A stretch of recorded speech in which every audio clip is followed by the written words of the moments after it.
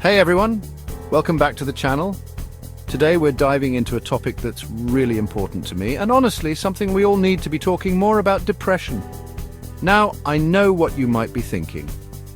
Sir, what's this got to do with you? Where's the tech? And you're right, this isn't our usual tech review. But tech is all about connection, right? And today we're connecting on something deeper. We're going beyond the surface level, past the misconceptions, to really understand depression and how it affects people's lives. So, what exactly are we talking about when we say depression? It's definitely not just feeling a little down or having a bad day, though those feelings are real and valid too. We're talking about something that runs much deeper, something that can cast a shadow over your whole life. Think of it like a persistent low mood, a lack of energy and motivation that just doesn't seem to go away. It's like you're stuck in this fog and it affects everything. Your work, your relationships, even the things you used to love doing. In this chapter, we're going to break down the clinical definition of depression, talk about the different types, and really get a grasp on what this condition actually looks like. Depression can manifest in so many different ways, and it's not always obvious. It's not like there's one giant flashing sign that says depressed. Sometimes the signs are subtle, like changes in sleep patterns, sleeping too much or not enough.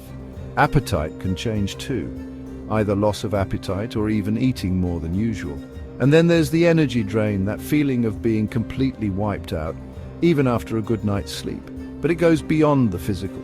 We're talking about difficulty concentrating, feeling worthless or guilty, even having thoughts of death or suicide. This isn't about being weak or lacking willpower. These are real symptoms of a real illness. And recognizing these symptoms, both in yourself and in others, is the first step towards getting help. Here's the thing about depression: it's complex. There's no single cause, no one-size-fits-all explanation. It's often a combination of factors like genetics, brain chemistry, life experiences, and even environmental factors. Think of it like a perfect storm brewing. A family history of depression, a major life event like a loss or trauma, and maybe even a chemical imbalance in the brain all coming together. It's important to remember that depression is not a sign of weakness, and it's definitely not your fault. It's an illness just like any other, and blaming yourself only makes it harder to heal. Understanding the science behind depression helps us move away from judgment and towards compassion, both for ourselves and for others who might be struggling.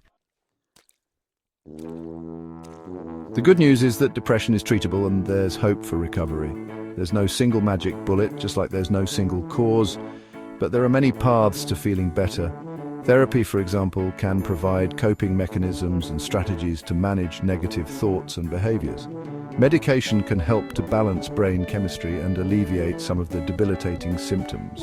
And then there are lifestyle changes, exercise, diet, sleep, and stress management that can have a profound impact on mood and overall well-being. Remember, finding the right treatment plan is a personal journey, and it might take time to figure out what works best for you.